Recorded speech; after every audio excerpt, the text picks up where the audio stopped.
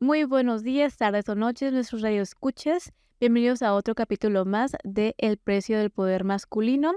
El día de hoy estaríamos mi compañero Daniel y yo. Lamentablemente, nuestro compañero Manuel no podrá acompañarnos por motivos personales, pero esperemos que para el siguiente capítulo se nos pueda unir para que también puedan escucharlo. Como introducción al tema, vamos a hablar sobre lo que es el machismo y me gustaría escucharte a ti, Daniel, decirme qué es lo que tú entiendes por machismo. Bueno, pues antes que nada, pues bienvenidos a todos los que nos están escuchando. Y pues cuando me haces esta pregunta, bueno, cuando me pongo a pensar, ¿verdad? Lo que es el machismo, creo que se me vienen como a la cabeza estas como características, ¿no? Que tiene que cumplir un hombre para ser llamado, por así decirlo, un hombre de verdad, ¿no? Entre muchas comillas. Pero estas características son características, pues la mayoría de las veces como negativas, ¿no? Que, por ejemplo, tenemos esta característica de que el macho tiene que ser agresivo, del que el macho es dominante, es posesivo, y sobre todo, pues principalmente que hay una exageración ante esto, ante estas características. Pero pues creo que así como lo he escuchado socialmente y como lo hemos visto, por ejemplo, pues tú y yo, todas las personas que hemos llegado a tener contacto con este tipo de personas, pues creo que esa sería una definición dada por mí mismo de qué es el machismo para mí. Muchísimas gracias por tu comentario. De hecho, me recuerda a una de las definiciones que tenemos, que dice que el machismo consiste básicamente en el énfasis o exageración de las características masculinas. Me pregunta cuáles características, pero bueno. Y la creencia en la superioridad del hombre, además de esta exageración, el machismo incluye otras características peculiares atribuidas al concepto de hombría. Está como bastante como en la línea de lo que tú dijiste, ¿no? Ujú. Sí, sí, sí. Pero pues ahorita que mencionaste que cuáles características, ahorita lo vamos a ver. Tampoco hay que apresurarnos tanto. Pero siguiendo como con esto, para dar un sustento, un fundamento, tenemos otra de las definiciones, la cual es dada por Lugo en 1985, que nos menciona que el machismo pues, es una serie de conductas, actitudes y valores que se caracterizan, perdón, fundamentalmente por una autoafirmación sistémica y reiterada de la masculinidad, como una actitud propia de un hombre que abriga serias dudas sobre su virilidad, o como la exaltación de la condición masculina mediante conductas que exaltan la virilidad, la violencia, la ostentación de la potencia sexual, de la capacidad para ingerir alcohol o para responder violentamente a la agresión del otro. En suma, el machismo es la expresión de la magnificación de lo masculino en menoscabo de la constitución, la personalidad y la esencia femenina, la exaltación de la superioridad física, la fuerza bruta y la legitimación de un estereotipo que recrea y reproduce relaciones de poder, injustas relaciones de poder. Entonces aquí me gustaría, como ahora sí, ya que tú eres como la experta en esto, la persona que tiene el conocimiento, ¿qué opinas tú de estas definiciones? Pues, no es como que tenga el conocimiento, pero, sí sé poquito más sobre estudios de género, no de machismo, pero sí de género. Me parece bastante interesante porque, viéndolo es como contrario, ¿sabes? O sea, la masculinidad y la feminidad casi siempre son contrarios. Entonces, la masculinidad es la fuerza y la feminidad es la debilidad. Entonces, un hombre femenino o un macho femenino, entonces es un macho débil, ¿no? Y es algo como muy chistoso porque en casi todo, por ejemplo, como en unas características, en casi todo lo que el hombre puede exagerar o como que se exalta, la mujer no puede hacerlo. Y casi todo lo que la mujer es atribuido a la mujer, el hombre no tiene permitido hacerlo. Entonces, como la emocionalidad y tipo de cosas, pues no están como relacionadas con el varón, ¿sabes? Ajá, sí, sí, sí, completamente. O sea, pues yo creo que está como muy acertado esto que mencionas, porque no nada más es como por definición o demás, sino que son cosas que pues uno se da cuenta. O sea, en nuestra sociedad, esto es algo muy, muy fundamentado, muy cimentado ya. Este hecho de que el hombre tiene que cumplir con estas características de ser seriamente de ser alguien fuerte, ¿no? Como mencionas, está atribuido a la fuerza bruta, a la fuerza, a todo esto, y pues lo femenino, más que nada a las expresiones, y no nada más como sentimentales, sino también artísticas y todo este tema.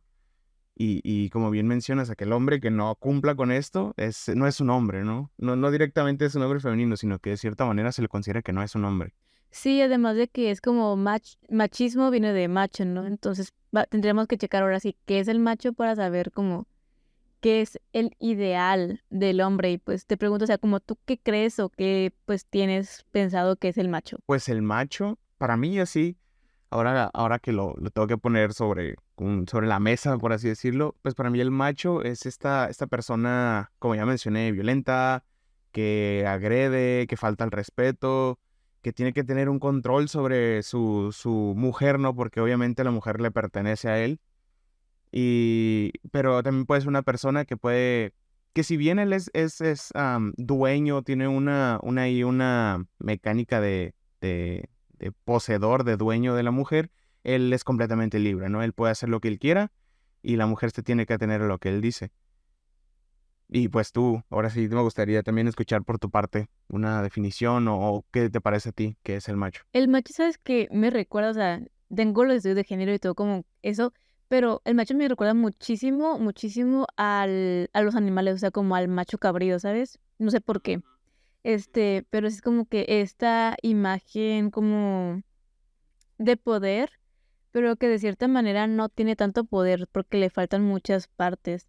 Entonces, como una parte que si bien es adorada, pues tampoco es tan racional o tan humana como se podría ver, porque pues hay muchos como comentarios sobre los machos y es como que al final no son tan humanos como podríamos pensar o quisiéramos que fuesen, ¿no? Ujú. Sí, sí, sí, completamente, estoy completamente de acuerdo con ese punto.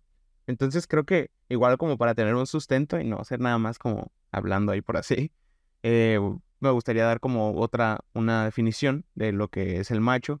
Y aquí nos mencionan que el macho o el verdadero hombre, entre muchas comillas, según la cultura hispana, debe tener ciertas características para que se le considere como tal y no como un afeminado o un hombre a medias, ¿no? Que es más o menos lo que te comentaba en el punto anterior, de que directamente no es hombre, es una femia, no es hombre o no ha completado ser hombre. Eso no es como ahí, un sujeto que dice ser hombre, pero pues no lo es, ¿sabes cómo?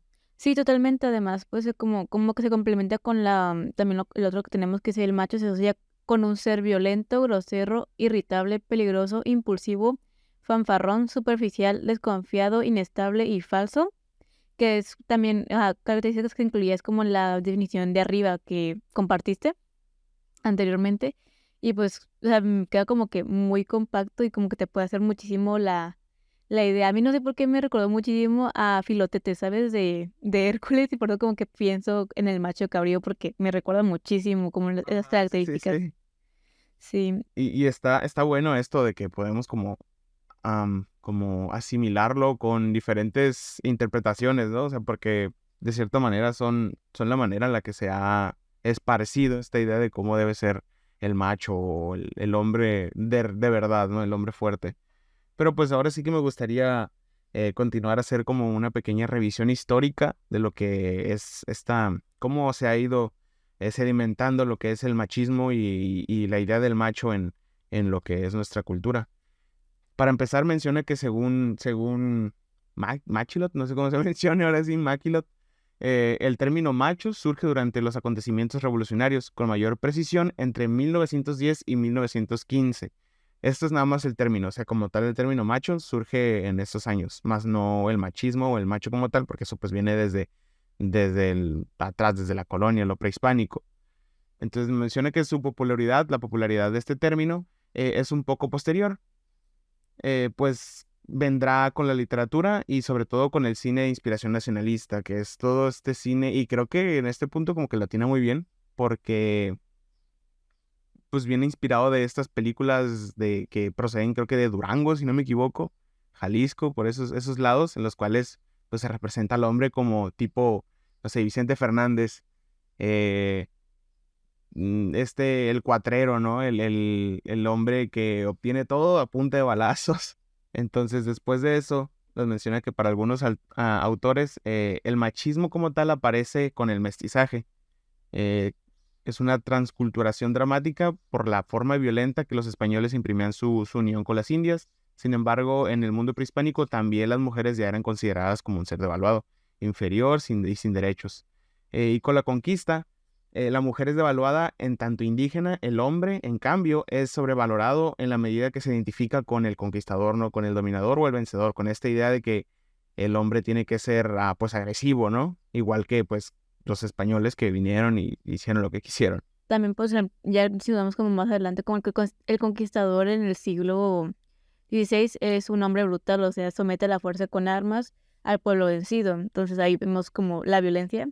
El conquistador obtiene con facilidad su fortuna, esclaviza a los indios en las minas y en las encomiendas su fortuna es mal habida, o sea, que saquea las minas y esclaviza a los vecinos, o sea, como que, pues básicamente lo que hace es como destruir la cultura indígena y sobre las ruinas pues se comienzan a construir las catedrales, que es como algo muy importante, por ejemplo, para la imagen del macho, que es la religiosidad. Entonces se impone una religión ajena y el orden de valores, la cosmología indígena, pues se destruye o pues se deja, más bien se deja como de lado. Aparece una nueva sociedad que pues está como, es como esta mezcla, una nueva cultura donde lo indígena y lo femenino son relegados como inferiores. Esa ecuación inconsistente, lo indio femenino se transforma en aquello que le recuerda al criollo, o sea, a la persona que es mestiza, su superioridad sobre el vencido. O sea, no es mejor que el indígena, pero pues igualmente sabemos que no es mejor que el peninsular, incluso aunque sea hijo de dos españoles. Y está interesante porque después menciona que los grupos de amigos del niño mestizo siempre van a ser masculinos, ¿no? Las aficiones y juegos serán de machos y se excluirá a las mujeres del mundo social. Y lo emocional, porque la vida social en sí es de la masculinidad, no es del hombre. Y el mundo exterior es de lo doméstico, pues eso pertenece a la mujer, ¿no? Obviamente desde este punto, como de este punto de vista en el cual estamos expresando la historia de cómo se va dando todo esto. Pero pues ahora sí que me gustaría, después de revisar un poquito, de ver cómo se instauró todo esto, de ver cómo surge esta corriente de pensamiento, me gustaría un poquito más que mencionáramos o nos fuéramos directo a hablar sobre un punto que a mí me parece importante, que son las características del macho. Entonces, me gustaría que tú compartieras o leyeras ahí un poquito para que las escuches ahora sí tengan una idea de cuáles son estas características del macho. Claro, con placer. Ok, muy bien. Aquí ya tenemos nuestros puntos. El macho o el verdadero hombre, hombres, según la cultura hispana, va a cambiar según la cultura, debe tener ciertas características para las cuales se considera como el que no sea afeminado o que no sea pues un hombre a medias, ¿no? Obviamente que sea una persona heterosexual y agresiva. Que o sea, el hombre debe de resaltar su capacidad fálica. Me da muchísima risa esa expresión, capacidad fálica. Mientras que más grandes sean sus órganos sexuales, lo cual, no manches, debe de dolerles un montón. Y y activamente se entrega a las relaciones sexuales. O sea, lo cual hay que delimitar aquí. O sea, son relaciones sexuales más no relaciones interpersonales. O sea, la mujer en este caso va a jugar como un objeto sexual. Pues obviamente entre más relaciones sexuales, más promiscuo sea, más macho será. Su potencial sexual debe ser ejercida de hecho de sus relaciones y conquista de las mujeres. Y mientras más mujeres, mejor. Creo que ellos no vieron como este, el diagrama donde si te acuestas con una, pues con cuántos te acostaste, ¿verdad? Pero bueno, educación sexual nula. Lo importante no es lograr un afecto permanente, o sea, no tener como una esposa o una novia, sino conquistar sexualmente a las mujeres y satisfacer la vanidad masculina, porque pues al final no les va a importar el placer de la mujer, porque la mujer no tiene placer. En este caso, estaríamos hablando de un Don Juan, o pues sí, pues un Don Juan total. Es decir, que el sexo es más que un individuo. Y obviamente ninguno es considerado verdaderamente hombre o macho hasta que no pueda alardear de haber tenido como una pareja. Y pues ahí sí yo no sé, porque a mí nunca me contaron, pero o sea, como a qué edad comienzan a alardear de que ya, pues ya tuvieron relaciones. Mira, aquí de forma personal, ahora sí ya más vivencial, no yéndolo a lo propio, te puedo decir que esto que se menciona, o sea, uno pensaría que esto que se está mencionando ya quedó en el pasado, ¿sabes? Como esto de presumir del el tamaño de los órganos sexuales o de alardear de haber tenido yo relaciones sexuales, yo digo que se sigue haciendo. O sea, porque en mis años de secundaria, es cuando empecé a escuchar todo esto. ¿Sabes cómo? Y como mencionaba, o sea, como le mencionaba a Manuel y así en una plática, es de que, por ejemplo, esto que se hace de decirle a alguien, es que tú la tienes más chiquita que yo, dentro de la secundaria, o sea, porque eso sí yo lo vi y yo lo viví de cierta manera dentro de la secundaria, ¿sabes? Como escuchar a mis amigos burlarse de otro amigo que porque él la tenía más grande. Es una tontería del tamaño de una camioneta, pero me parece como interesante porque si vemos es como una forma de decirle al otro que es inferior, ¿sabes cómo? De decirle, yo me sobrepongo o me pongo por encima de ti únicamente por el hecho de que tengo el pene más grande. Y de igual manera, lo de las relaciones sexuales. O sea, uno cuando está en la secundaria es cuando empieza a escuchar de esto y la gente pues lo presume, o sea, lo presume como si fuera la gran cosa, ¿no? Como si hubiera encontrado la cura para el cáncer. Entonces está bien extraño la situación. Te lo presume y además de todo esto, pues a uno qué le importa, ¿no? A uno no le interesa si tú ya hiciste lo que hiciste, pero de cierta manera, si te pones a pensar como hemos estado dentro, bueno, cuando somos jóvenes, ¿no? Que tenemos como esta manera de que somos muy influenciables, muy moldeables por nuestro entorno. No, por lo menos a mí, y estoy seguro que la mayoría de mis amigos nos importaba mucho esto. O sea, el hecho de que nos dijeran, pues este güey ya tuvo relaciones sexuales. Si bien a mí no me interesaba, sí tenía como esa urgencia de decir, no manches, me voy a quedar atrás, ¿sabes cómo? ¿Cómo voy a comprobar que soy hombre? O sea, y está interesante estas características porque, pues como te digo, no es algo exclusivo de hace unos años o del pasado, eso se sigue viviendo y yo creo que a día de hoy, por las intervenciones que hemos estado realizando para otras materias, he visto también este tipo de cosas en acciones que hacen los muchachos.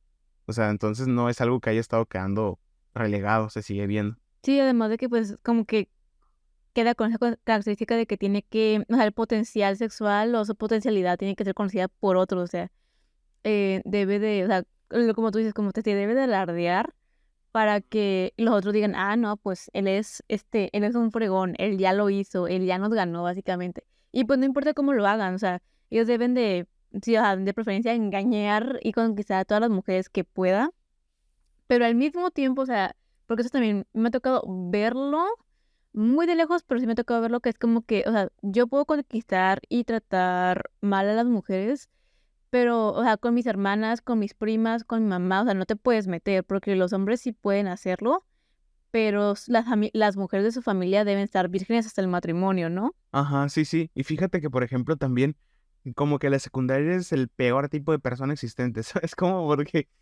todo este tipo de cosas yo las vi en ese periodo.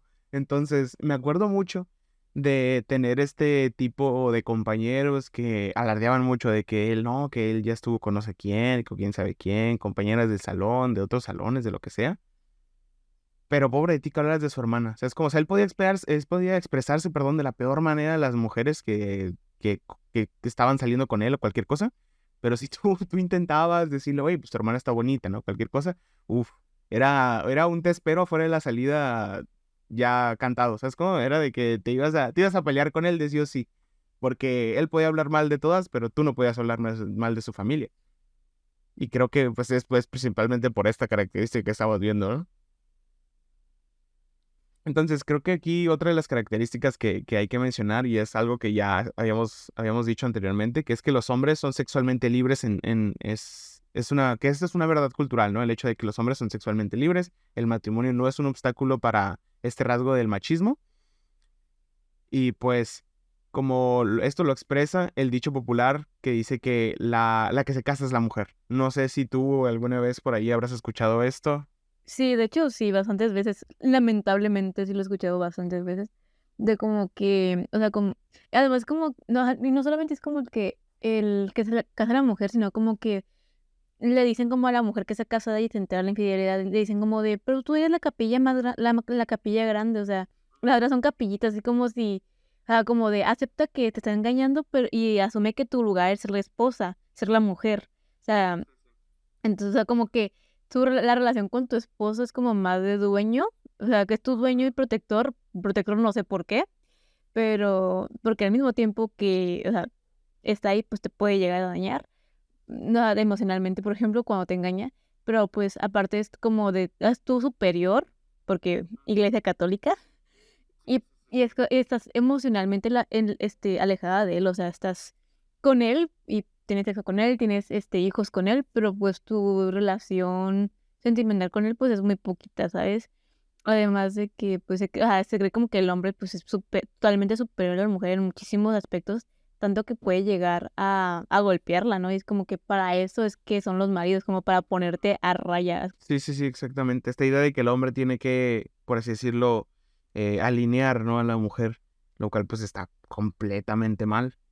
Y creo que está interesante ver esto que mencionas de que la creencia, la firme creencia de la superioridad del hombre, porque pues es también un aspecto que no se ha ido al 100%. O sea, ahorita nosotros como personas que viven aquí en una ciudad que pues de cierta manera ya tiene un pensamiento un poquito más progresista, en estados aledaños pues se sigue viendo esta idea. O sea, yo creo que por más que nada por familiares y demás se sigue compartiendo, he visto que se sigue compartiendo esta idea de que el hombre es superior a la mujer y tú tienes que atenerte a lo que él diga y punto. O sea, es como no le puedes renegar. Sí, y es como que tienes que pedir permiso para lo que sea, o sea, porque, o sea, el hombre pues es tu dueño, entonces, si tú para poder hacer cualquier cosa tienes que pedirle permiso, o sea, tú no tienes ninguna libertad, o sea, si tú dices, ah, ¿sabes qué? Me quiero ir con mis amigas, ay, pero tengo que pedir permiso a mi pareja, o sea, como esas cuestiones como también de que, ah, pues déjame avisarle a mi pareja, pero, o sea, ya en la práctica parece más un pedir permiso que avisar, o sea, porque es como de, ay, mi amor, voy a irme para acá. Y te dicen como de: "¿No vas?". Pues tú no vas, porque si no y es tu pareja, o sea, tú como hombre, tu pareja, porque sí me ha tocado verlo, te dice como de: "Ah, ¿cómo que no? Yo puedo hacerlo y lo voy a hacer". Es como que de: "Ah, no, pues ya no eres hombre", o sea, como también te vuelve a rebajar por el hecho de que no controlas a tu mujer. Sí, sí, por el hecho de no tener el control o no tener esta relación de dueño, ¿no?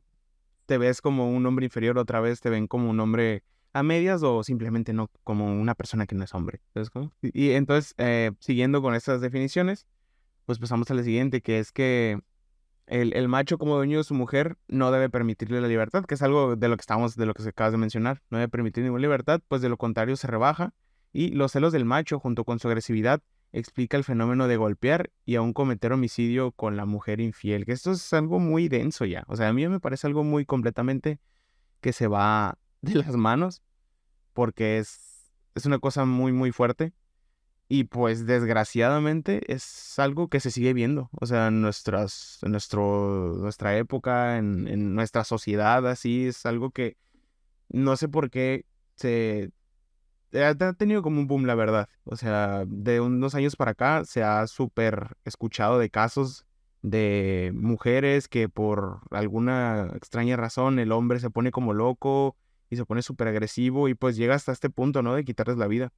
Y pues a mí, por lo menos a mí, me parece completamente eh, nefasto y una actitud que es importante o de las más importantes que tenemos que batallar, ¿no? El hecho de que va combinado con esto de que el hombre se cree dueño de la mujer. Entonces, este tipo de actitudes, de características del machismo, creo que son las principales que se deberían combatir. Sí, bueno, o sea, creo que más el hecho de que se escuche más, porque hablando como de feminicidios, que es como esto que no, es muy incómodo pronunciar la palabra porque es como de, ya es un asesinato, o sea, es algo como planeado y que, o sea, es como clasifica para muchos escenarios, o sea, no es como, o sea, sabemos que, o sea, la razón es porque el hombre se siente dueño de la mujer, entonces, como él se siente dueño de la mujer, entonces, si la mujer lo termina, pues, o sea, que lo termine, está bien. Pero a veces puede ser que no lo tomen bien, a veces puede ser que sea la madre de sus hijos, entonces, y quiere retomar su vida y comenzar a salir con otras personas, y esa la mujer no tiene permiso porque ya fue su mujer, ya fue su propiedad, y lo tiene que seguir siendo porque ahora es la propiedad de sus hijos. Entonces, está como muy chistoso porque no solamente se da entre parejas, sino también personas así que digas: "Ah, pues yo siento que esa persona me pertenece", o sea, y me va a pertenecer, de una manera u otra, o sea, ya sea en la vida o en la muerte, ya sea o incluso llegar al punto de tu celo donde quizá no la mates o estés muy cerca de matarla y le avientes ácido para desfigurarla porque la mujer solamente puede ser valiosa si es bonita, básicamente. Entonces, llega a ser incómodo el mencionar como de feminicidio, qué es lo que pasa. Y sí, o sea, se llega a esto y pues sí, sí ocuparíamos como darles unas clasecillas de emociones, entre esos porque pues las emociones blandas son las que menos, o sea, sentimientos y emociones blandas que son como esas que son como la ternura o ese tipo de cosas, pero ciertamente se reserva para las personas más cercanas y la madre, o sea, es muy importante la figura de la madre, pero la madre abnegada y virgen que después del esposo no se volvió a casar ni volvió a tener relaciones, porque si tu mamá no hizo eso, entonces no es una buena madre. Este, y así, o sea, está bien chistosa porque la figura de la madre y es como una figura muy angelical y santa. O sea, yo creo que esta figura de la madre pues se pone mucho sobre el podio, ¿sabes cómo? E incluso pues ya así también como regresando a lo que es la experiencia un poquito más vivencial, recuerdo muchas veces escuchar esta frase muy estúpida, la verdad, de que todas son putas menos la mamá. Entonces, esto es una... Y no nada más por personas de este país, ¿sabes? Como lo he escuchado por personas de Sudamérica y demás. Entonces, pues es una expresión que se comparte en muchos países y de muchas maneras. Entonces, yo que de igual manera recalco que este tipo de acciones, de actitudes tienen que ser combatidas, pero a la de ya. Y como tú mencionas, ¿no? Enseñándoles poquito de, ¿cómo se llama? De esta, ay, se me olvidó cómo dijiste, de, ajá, exactamente, las emociones blandas. Enseñarle, es necesario completamente enseñarle todo esto de las emociones y instaurar ahora sí que en las escuelas este tipo de cosas, o sea, este tipo de lecciones que hagan que principalmente la adolescencia, porque como te mencionó, es ahí donde uno empieza a ver estas burlas, de esta demostración de la virilidad por pues, las vías completamente incorrectas. Entonces creo que desde ahí tiene que empezarse a batallar, a enseñar que pues las emociones no tienen nada de malo, demostrar tus emociones no te va a hacer menos hombre, que eso obviamente es algo súper obvio. Y pues sí, creo que esto sería por más que nada mi participación aquí. Entonces, creo que ahora sí, pues deberíamos como que compartir por ahí más o menos, empezando ya para finalizar este capítulo, más o menos conclusiones, ¿no? Conclusiones de todo esto, qué nos llevamos tras repasar todo lo que ya hemos visto en este capítulo y pues me gustaría que tú comenzaras. Claro, bueno, a mí, o sea, la mayor parte del tiempo es como que pensé muchísimo, pero en el cine mexicano, o sea, como la época de oro del cine mexicano específicamente, donde están personajes como, por ejemplo, Pedro, y Pedro